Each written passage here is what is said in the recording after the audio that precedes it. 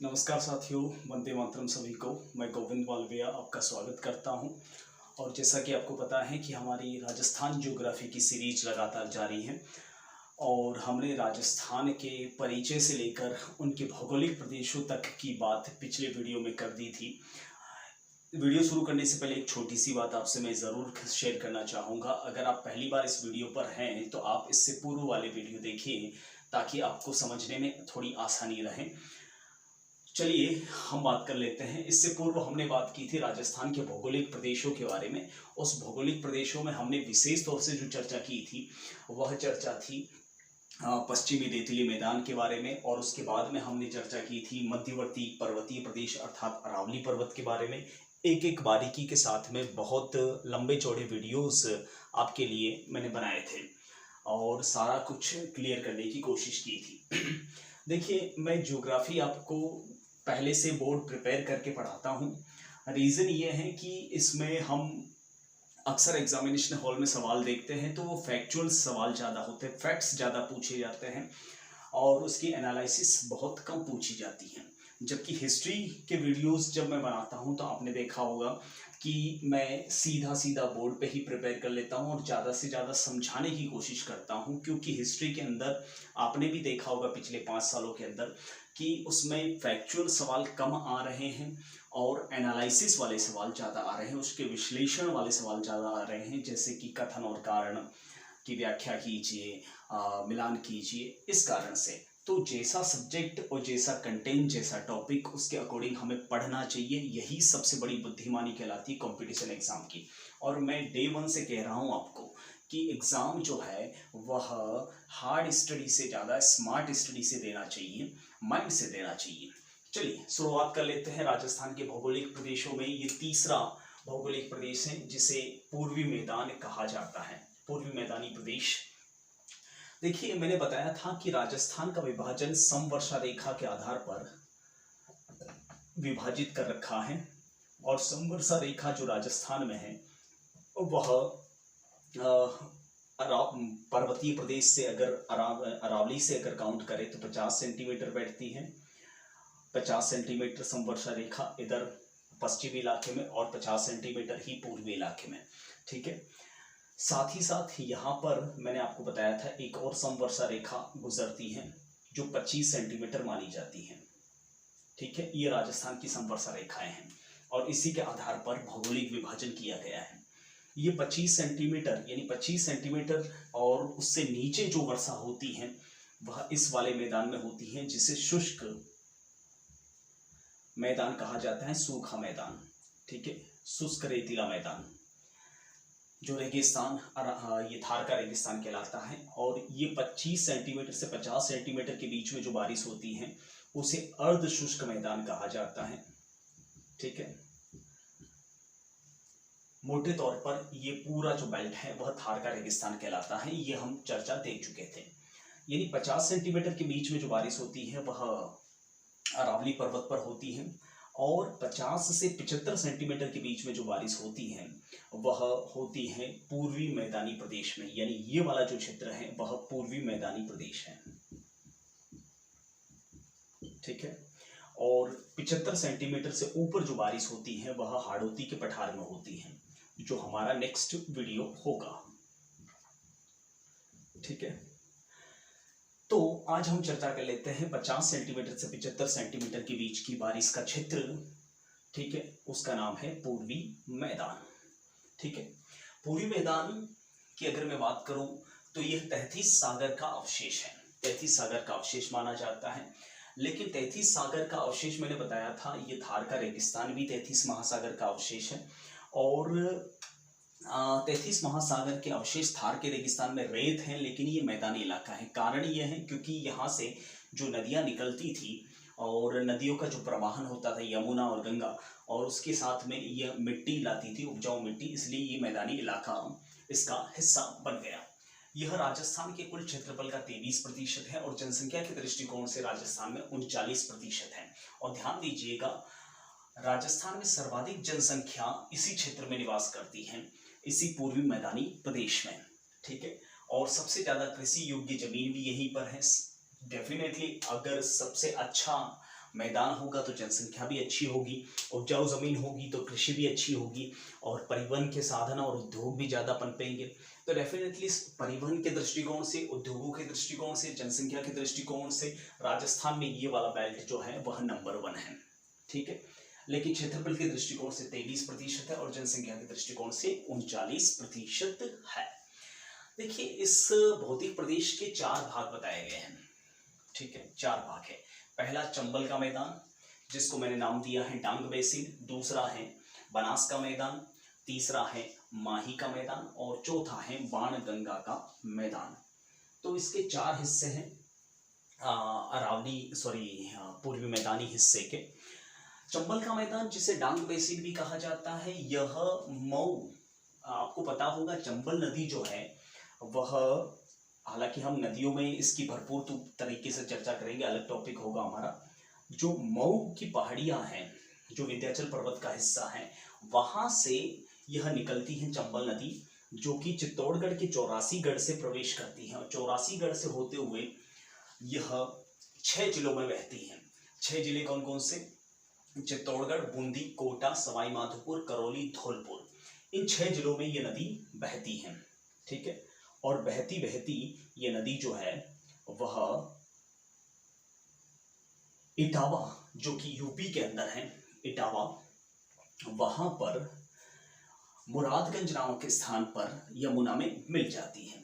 तो बेसिकली चंबल का मैदान जो है वह इसी क्षेत्र में होगा, यानी ये वाला जो बेल्ट है ये चंबल का मैदान कहलाएगा, जिसमें चित्तौड़गढ़, बूंदी, कोटा, सवाई माधोपुर, करौली और धौलपुर शामिल है।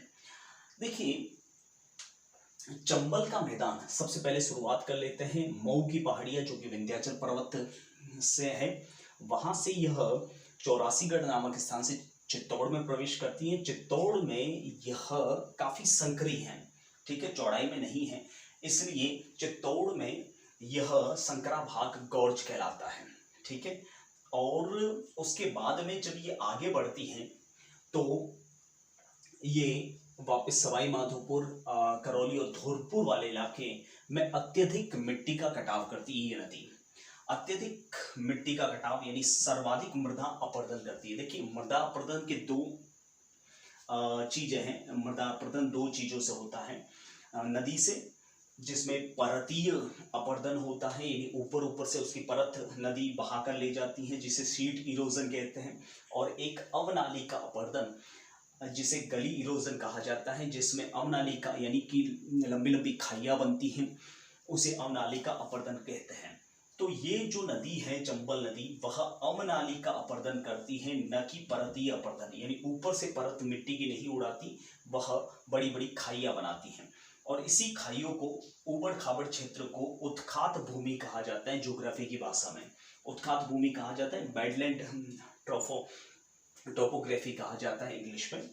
और स्थानीय भाषा में इसी को, यानी मैं कहना ये चाह रहा हूं कि जो अवनाली का अपरदन अर्थात उत्खात भूमि है, इस क्षेत्र को राजस्थान में बीहड़ कहा जाता है।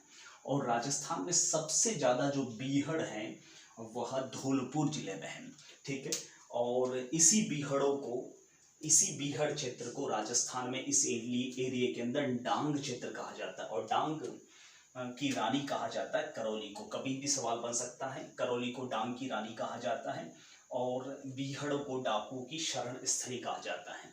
जैसे आपने एक फिल्म देखी होगी पान सिंह तोमर, इरफान खान का, स्वर्गीय इरफान खान साहब की, और बैंडेड क्वीन, तो ये डाकुओं पर आधारित फिल्में हैं, शूटिंग भी यहीं पे हुई थी इनकी। ठीक है, देखिए, स्वाभाविक सी बात है कि ये मृदा अपरदन ज्यादा करती है, तो कृषि योग्य जमीन तो होगी नहीं, यानी आधा जो हिस्सा है यह कृषि योग्य नहीं है और आधा क्षेत्र जो है वह कृषि योग्य है। यहाँ की जो मुख्य फसलें हैं, जिसमें गन्ना, गेहूं, कपास, सोयाबीन और चावल हैं। ठीक है, आधा क्षेत्र इसका कृषि योग्य है और आधा क्षेत्र कृषि योग्य नहीं है। ठीक है, तो ये था चंबल का मैदान। हम चंबल नदी को अच्छे से पढ़ेंगे अलग से, नदियों वाले, अफवाह तंत्र वाले टॉपिक में। फिलहाल हम भौतिक प्रदेशों को देख रहे हैं। दूसरा मैदान है बनास का मैदान।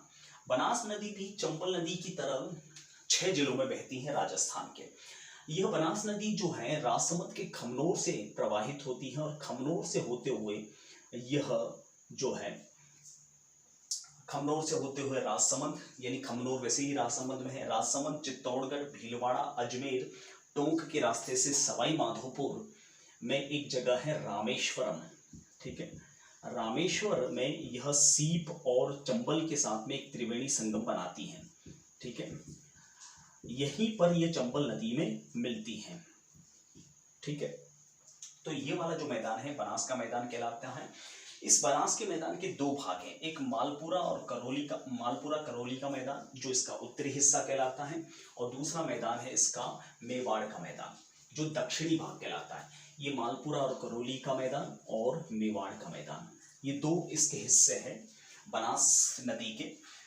देखिए, मालपुरा और करौली का मैदान इसका उत्तरी भाग है जो टोंक और सवाई माधोपुर में फैला हुआ है, और ये वाला क्षेत्र जो है इमारती पत्थरों के खनन के लिए काफ़ी मशहूर है। यानी यहाँ पर बिल्डिंग्स योग्य जो जमीन बनती है वह इसी जगह से बनती है। और फसलों के दृष्टिकोण से भी देखा जाए तो यहाँ पर गेहूं, सौंफ और सरसों की फसल ज़्यादा तादाद में होती है। जहाँ तक बात है इसके दूसरे भाग की, मेवाड़ के मैदान की, तो ये दक्षिणी हिस्सा है जो अजमेर, भीलवाड़ा, चित्तौड़गढ़ और राजसमंद के अंदर मौजूद है, इसका दक्षिणी हिस्सा। और इस दक्षिणी हिस्से में मुख्य फसलें हैं ज्वार, गेहूं, मक्का, अफीम, गन्ना और सोयाबीन। ये चार ये जो दक्षिणी हिस्सा है मेवाड़ का मैदान, इसमें जो फसलें होती हैं वह ज्वार, गेहूं, मक्का, अफीम, गन्ना और सोयाबीन होती है। देखिए, इस वाले हिस्से में मेरवाड़ा की पहाड़ियाँ भी हैं। मैंने पहले भी बताया था पर्वतीय प्रदेश में कि मेरवाड़ा की पहाड़ियाँ हैं जो वह मारवाड़ और मेवाड़ के मैदान को अलग करती हैं। ठीक है, देखिए, ये वाला सवाल कई बार एग्जाम में आ चुका है। पिडमांड का मैदान है, यह पिडमांड का मैदान राजसमंद जिले के अंदर देवगढ़ और आमेट के बीच में है, जो चट्टानी टीलों वाला मैदान है। यहाँ पर चट्टाने ज़्यादा हैं, तो कभी भी एग्जाम में पूछा जा सकता है, तो ध्यान दीजिएगा। यह भौतिक प्रदेश का दूसरा हिस्सा है। अब बात कर लेते हैं तीसरे हिस्से यानी माही के मैदान की। देखिए, माही जो नदी है वह मध्य प्रदेश के अमामारू की पहाड़ी से निकलती है। ठीक है, और अमामारू की पहाड़ी में एक मेहद झील नाम की जगह है, वहां से निकलती है और फिर खांडू गांव से राजस्थान में प्रवेश करती है। फिर बांसवाड़ा, प्रतापगढ़, डूंगरपुर के रास्ते से यह वापस गुजरात में जाती है और बाद में अरब सागर का हिस्सा बन जाती है। हम हालांकि माही को नदी को अलग से पढ़ेंगे राजस्थान के अफवाह तंत्र के अंतर्गत। माही के मैदान के दो हिस्से हैं, तीन हिस्से हैं। एक है कांठल का मैदान, दूसरा है छप्पन का मैदान और तीसरा है बागड़ का मैदान। कांठल वाला जो इलाका है, जो हिस्सा है, वह प्रतापगढ़ के अंतर्गत मौजूद है। और छप्पन का मैदान, देखिए छप्पन के पर्वत भी मैंने बताए थे पहले। ठीक है, और छप्पन का मैदान जो है वह प्रतापगढ़ और बांसवाड़ा में है, और बागड़ का जो मैदान है वह बांसवाड़ा और डूंगरपुर में है। और बांसवाड़ा और डूंगरपुर में जो पर्वतीय प्रदेश है उसे मेवल कहा जाता है। ठीक है, ध्यान दीजिएगा यहाँ पर। देखिए, इस माही नदी की जो सहायक नदियां हैं जो मध्य प्रदेश से आती हैं, जो माही में मिलती हैं, वह काली मिट्टी अपने साथ में बहाकर ले आती हैं। और जो अरावली पर्वत से जो नदियां आती हैं, ठीक है, वह अपने साथ में लाल मिट्टी बहाकर ले आती हैं। इसलिए यहाँ की जो मिट्टी है वह मिश्रित लाल व काली मिट्टी है। ठीक है, और इसी मिश्रित लाल और काली मिट्टी के योग्य सबसे अच्छी जो फसलें मानी जाती है वह मक्का और कपास मानी जाती हैं। तो मक्का और कपास यहाँ की मुख्य फसलें हैं। इसके अलावा चावल और गेहूं भी यहाँ भारी मात्रा में होता है। एक चीज यहाँ ध्यान देने योग्य है, ये मैदान जो है सर्वाधिक ढलान वाला मैदान है राजस्थान में। सबसे ज्यादा ढलान इसी मैदान में है, और इसी ढलान की वजह से यहाँ से जितनी भी नदियां जाती हैं अरब सागर की ओर, वो सबसे तेज गति से बहती हैं। तो सवाल बन सकता है राजस्थान में सबसे ज्यादा तेज गति से नदियां किस मैदान में, किस हिस्से में बहती हैं? तो माही के मैदान में बहती हैं। और उसमें भी सबसे तेज नदी जो बहती है बारिश के समय, वह है झाकम नदी। राजस्थान की यह सबसे तेज बहने वाली नदी है झाकम नदी। चौथा हिस्सा है बाणगंगा का मैदान। बाणगंगा नदी, जैसा कि आप जानते होंगे, यह बेराट की पहाड़ियां जयपुर से निकलती हैं और बाद में यमुना में मिल जाती हैं। ठीक है। इसके अंदर जयपुर आता है, दौसा इस हिस्से में आता है, अलवर आता है और भरतपुर आता है। तो 4 जिले हैं बाणगंगा के मैदान में। और इसी बाणगंगा में नवीन जलोढ़ मिट्टी पाई जाती है और इसी नवीन जलोढ़ मिट्टी को खादर मिट्टी कहा जाता है। और ये खादर मिट्टी जो है वह राजस्थान की सबसे ज्यादा उपजाऊ मिट्टी मानी जाती है, खादर मिट्टी। और इस क्षेत्र में कुएं और नलकूप से सबसे ज्यादा जो सिंचाई होती है कुओं और नलकूप से, वो जयपुर में होती है। और इसके अलावा नहरों से भी सिंचाई होती है। लेकिन अगर आपसे पूछा जाए कि कुएं और नलकूप से सबसे ज़्यादा सिंचाई किस क्षेत्र में होती है, तो बाणगंगा के मैदान में होती है। अगर जिला पूछा जाए तो आप जयपुर आंसर दे सकते हैं। इस बाणगंगा के मैदान में गेहूं, सरसों, आलू और तंबाकू की खेती होती है। तो ये था राजस्थान का पूर्वी मैदान, जो कि 4 हिस्सों में बटा हुआ है। चंबल का मैदान, जिसे डांग बेसिन कह सकते हैं, फिर बनास बेसिन या बनास का मैदान, फिर माही का मैदान। और माही का मैदान मैंने बताया कांठल, चप्पन और वागड़ मैदानों में फैला हुआ है। और चौथा मैदान है बाणगंगा का मैदान। तो ये था राजस्थान का पूर्वी मैदानी प्रदेश या भौतिक प्रदेश। वीडियो एंड करने से पहले एक छोटी सी रिक्वेस्ट जरूर करूंगा, आप वीडियो को लाइक जरूर करें, इसलिए क्योंकि इससे हौसला अफजाई होती है। आप कहीं पर भी किसी का भी वीडियो देखें तो उसको फीडबैक ज़रूर दें, ठीक है। चाहे कमेंट करके दे सकते हैं, लाइक करके दे सकते हैं, या फिर आप अगर कोई भी कंफ्यूजन है तो उसे शेयर भी कर सकते हैं कमेंट बॉक्स में। और इससे क्या होता है कि कोई भी व्यक्ति को सीरीज कंटिन्यू करने में अच्छा लगता है।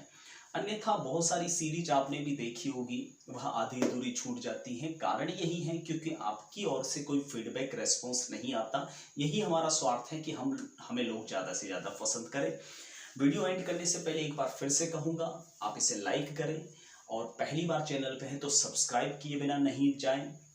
और सब्सक्राइब करने के साथ में बेल आइकन भी दबाएं और साथ ही साथ दोस्तों के साथ शेयर भी करें। सिर्फ अपना भला ना देखें, शेयर भी करें, हमें अच्छा लगेगा ज़्यादा जब लोग देखेंगे तो। खैर, इसी के साथ जय हिंद, वंदे मातरम।